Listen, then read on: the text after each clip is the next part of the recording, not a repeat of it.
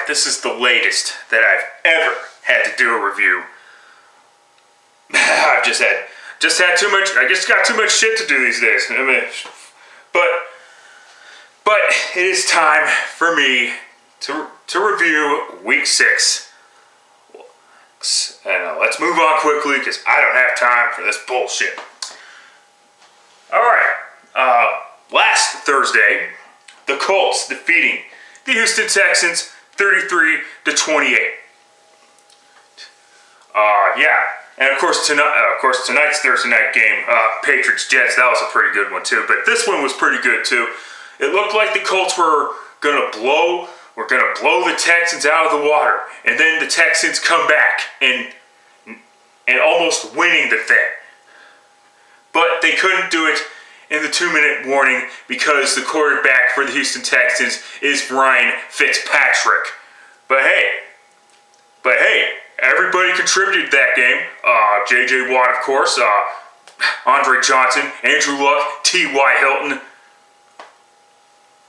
You know, all the big stars during that particular game were on. Oh, and of course, Arian Foster contributed as well. Well, scoring a couple touchdowns. And there you go. Alright, let's get to the Sunday games. Lions defeating the Vikings 17-3. Well, third kicker, same problems. Prater missing. Prater whipped. Yes, Matt Prater is with the Lions. Denver Broncos. This may be the move that kicks you in the fucking nuts. Pun intended. I mean, yeah, Prater 1 of 2, but come on, let's be realistic here.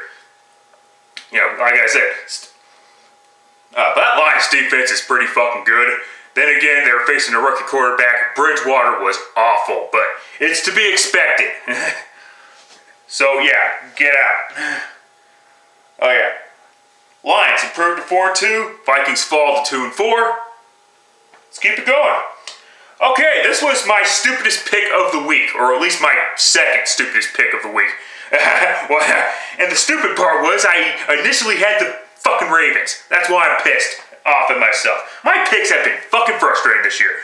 Ravens kicking the ever-loving shit out of the Buccaneers. The Tampa Bay Buccaneers are fucking girls again. I mean, yeah, after that Falcons game where they were playing like girls, they were playing like, then the Steelers game and they were playing like men, right? And then the Saints, they were playing like boys, you know, they still showed up, but, you know, the Saints still won. And now the fucking Ravens and they're playing like fucking girls again. Great. That's fucking great. But in any event, Joe Flacco, 5 touchdown passes in the first 16 minutes of the game. Get the fuck out of here. Yeah, the only reason why I took the Buccaneers, and I wish I fucking didn't, was because I thought the Buccaneers were due for a home win. I guess not against Baltimore, whatever. Here's a pick I got right, but I don't give a fuck about. Titans beating the Jaguars 16-14. It was a close game, but it was mostly a bunch of bullshit. And sleep and a sleep fest, and a snooze fest. In fact, whatever. I think most people went to the bathroom watching this game. But no, I'm kidding there. But yeah. Oh yeah, Buccaneers. Oh yeah, Titans 2-4. Jaguars are still winless. And of course, Ravens 4-2. Buccaneers 1-5. Wow. This is what happens when you trade away Darrelle Revis, and this is what happens when you don't start Glennon from the start. Okay, I mean it's too late now. This team's garbage. I mean, fuck. No going back to McCown, which I'm sure that's what Lovie Smith wants anyway. Yeah, who cares? Moving on. Packers defeating the Dolphins 27-24. In a come from behind fashion.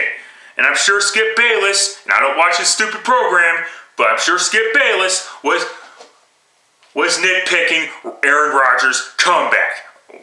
Who fucking cares? Tannehill played pretty damn good. Be perfectly honest with you, I thought he played good. And, of course, minus the interceptions, those were horrible. But I will admit, Tannehill played well. Of course, the Dolphins had a chance to stop the Packers, but of course, Joe Philbin calling timeouts in inopportune times. I get the third timeout, but why did he have to call a second timeout? That's dumb. Get your team prepared. But whatever there, it is what it is. Packers are now 4-2. And the Dolphins are now 2-3 because they had the bye week. And this is only the Packers' fourth victory against the Miami Dolphins. Now you know why I took the Miami Dolphins. Shouldn't have done it, but who cares? I guess the Packers owed the Dolphins one after the Dolphins beat the Packers at Lambeau 4 years ago. Simple as that. Okay, Broncos defeating the Jets 31-17. Another close game. The Broncos are back to the usual bullshit that I saw in the first two games of the season against the Colts and the Chiefs. You know, back to trying to give the game away, but they couldn't get the job done because the Jets are fucking garbage. I mean, that's how garbage the Jets are. The Broncos gave the Jets a chance to at least tie the game and possibly win it, but the Jets sucked so bad that they couldn't allow it to happen. So, in fact, Geno Smith threw a touchdown pass it was a touchdown pass. It was on an interception and to keep Talib, and of course ran all the way back for a touchdown. By the way, Peyton Manning threw 3 touchdown passes, 2 to Julius Thomas, one of them and the other one to Demaryius Thomas. Peyton Manning's now, 3 touchdowns away from breaking Brett Favre's record. Will he do it on Sunday night? He will, but will that be enough to help the Broncos win the game? But bottom line is this, by hook or crook, Broncos 4-1, Jets fall to 1-5 prior to the Thursday night game. And of course, for those of you who saw the game, know the outcome now. They're 1-6. But moving on. Patriots beating the Buffalo Bills 37-22. This was actually a good fucking game. I'm glad the Fox station showed this game. It was actually very competitive. I don't think Buffalo took the lead at one point. I don't remember, but who cares? Brady got going. Oh, what a surprise there. Even then, Buffalo didn't fucking quit. And then, of course, Brandon LaFell took over. Scored 2 touchdowns, including the game sealer. Gronk was robbed of a touchdown. Of course, he grew up in the Buffalo area, so of course a lot of his supporters were going to the game, but in any event, Patriots are 4-2 heading into the Thursday night game. They're now 5-2, and Buffalo Bills are now 3-3. Moving on quickly. Oh my God! Fuck you, Cincinnati! Jesus Christ! Bengals and the Panthers are both losers. Fuck's sakes. 37 tie, which I believe is the highest scoring tie in NFL history. Of course, a couple of instances during that game where Vontaze Burfict was giving up touchdowns to Cam Newton and Greg Olsen, where he was twisting ankles and shit like that well after the touchdown was scored, by the way. Cam didn't like it. He was like, "Get the fuck off me, bitch." And then when it did to Olsen, of course it hurt Olsen. So I think Cam should have warned Olsen about Burfict, because keep an eye on that guy. Well, Burfict got fined for this stupid bullshit. Whatever there. And I hear Pac-Man Jones. Oh, he didn't deserve to be fined. Yeah. I understand. You're sticking up for your teammate, but you're a fucking moron. And of course, people are going to complain, well, it's just football. Fuck off. Drink Gorilla Blood and fuck off. That is not what the NFL is all about. I don't care what anyone says. Only Gorilla Blood drinkers think that shit. Fuck out of here. And of course, but back to the game itself. Yeah, Cam Newton played well, as did Andy Dalton. Of course, he threw 2 interceptions. Both of them were his fault. What the fuck ever there. That being said, Panthers are now 3-2-1. 3-2-1. Okay, whatever. And the Bengals 3-1-1. About to go 3-2-1 as well because they face the Colts, and the Colts are looking for some payback. Moving on. Don't want to get ahead of myself though. Oh, now this was a pick that I changed. Problem is, I initially had the Steelers, but glad I changed it to the Browns. But who fucking cares? I could have kept the same picks and had the same outcome. Browns defeating the Steelers, beating the Steelers 31-10. Yeah, Ben Tate, another outstanding day. Well, he didn't get 100 yards, but he did score 2 touchdowns. Yeah. And it looks to me like Brian Hoyer is the real deal, you know. It's either that or the Steelers just suck, and of course, the Steelers do suck. I'm like, my God, I don't know what's up with this thing. But in any event, glad I changed this pick, though. Regardless. And Big Ben, boy did he have a rough day. Antonio Brown showed up, but that's about it. Yeah. So yeah, Browns 3-2. Steelers fall to 3-3. Moving on. Chargers defeating the Raiders 31-28. This was the Raiders actually showed up in this game, and the Chargers have given Derek Carr his best performance of his career so far. Holy shit. Whatever there, but bottom line is, this was a back and forth game. Chargers win the game. I want to move on quickly, so if I don't explain everything in this particular game, I apologize, but bottom line is, Chargers are now 5-1, tied with the best record in the National Football League, and the Raiders fall to 0-5, and have now lost, 11 straight games dating back to last year? Not good. But at least the Raiders showed up, but it's against their division rival, so who fucking cares? Bears defeating the Falcons 27-13. Something's up with this Falcons team. I'm glad I stuck with the Bears because, damn.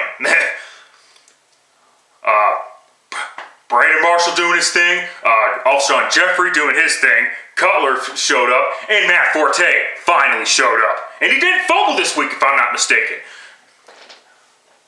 Yeah, it looks like the running back by committee is starting to backfire a little bit on the Falcons here. and now the Falcons are in huge trouble. They've now fallen. They have now dropped their last 3 games since that 56-14 beatdown that the Falcons handed to the Bucs. Whatever there. Oh, wow. Cowboys defeating the Seahawks 30-23. And oh my goodness, the Cowboys punched Seattle in the fucking mouth. Holy shit. I didn't think it was possible in Seattle. I mean, that was the thing. It happened in Seattle. You know, call it what it is, but do I think the Seahawks just had a bad day? Yeah, but at the same time, this Dallas Cowboys team is for real. I'm sorry. It's not every day you pick up a victory in Seattle. And this is not some fucking Cardinals bullshit from last year where the Cardinals got a fluky victory. This was a more legit victory, and the Seahawks didn't do shit offensively. The only reason why they were in that game was because of a blocked punt and a muffed punt. Those were the only times where the Seahawks were able to score touchdowns and get out of here. Bottom line is this: Seahawks are 3-2, Cowboys 5-1. Time for the NFL league. Moving on. Okay, this was a pick I should have changed. Cardinals defeating the Redskins 30-20. And the reason being is because the Redskins suck. It's just simple as that. Andre Ellington showed up, of course. Fucking bullshit. The Cardinals defense, you know they're gonna show up. Kirk Cousins threw an interception that pretty much sealed the deal for the Redskins.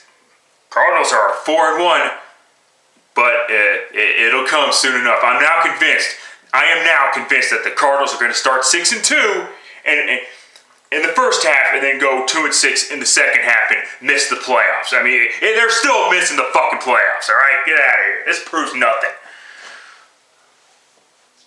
Oh yeah, Carson Palmer had a pretty good day as well. Oh, Fitzgerald caught a touchdown. End of story. And the Redskins, 1-5. They suck. Eagles. Okay, this was a pick I should have changed as well. Eagles beating the Giants 27-0. Yeah, LaShawn McCoy finally getting going at the right time. Oh, but there's some bad news though. Darren Sproles is going to miss 2 weeks due to a MCL sprain, or I think it's a strain, but who cares? The only good news is that the Eagles have a bye week, so he's essentially going to miss one game, if any games. You know, it's just simple as that. And same cannot be said for Victor Cruz, who tried to score the Giants' only touchdown. Of course, that didn't happen, of course, because Victor Cruz tore his patellar tendon while trying to make the catch. And yeah, that's going to be a blow for the Giants. Yeah, you could say, well, he was falling off the map and shit and bullshit like that. But at the same time, who the fuck are they going to go to now? I mean, yeah, Larry Donnell, who's an inconsistent tight end at times. And he's a good tight end, but he's still inconsistent, you know? I mean, get the fuck out of here. So yeah, tough break for the Giants, as they fall to 3-3, and Philadelphia improves to 5-1. And moving on, finally, Niners beating the St. Louis Rams 31-17. Rams were actually up 14-0, and I was thinking to myself, are the Niners gonna fuck me again? Fucking douchebags. But hey, they calmed down, and then right before halftime, Cam Newton threw a bomb to Brandon Lloyd, and then after that, the momentum started to swing a little bit. You know, Anquan Bolden started getting going. You know, holy shit. And the Rams, well, they I ain't got no answer for the Rams. They didn't do that bad considering who they were facing, but Austin Davis throwing an interception, which ran all the way back for a touchdown, sealed the Rams' fate for good. As the Rams fall to 1-4, the Niners improve to 4-2, facing a very tough matchup for next week. Will they pull it off? Well, you'll just have to wait for the rest of my picks. So, that's it. Gotta get this uploaded. Till next time. Oh, by the way, 8-6-1. Thanks, Mike Nugent. You're a fucking douchebag. Easiest fucking kick and whatever. Well, I'd like to see you make a kick. Oh, fuck you. Fuck you. Grow up. Critical thinking. Be damned. Later, fuckers.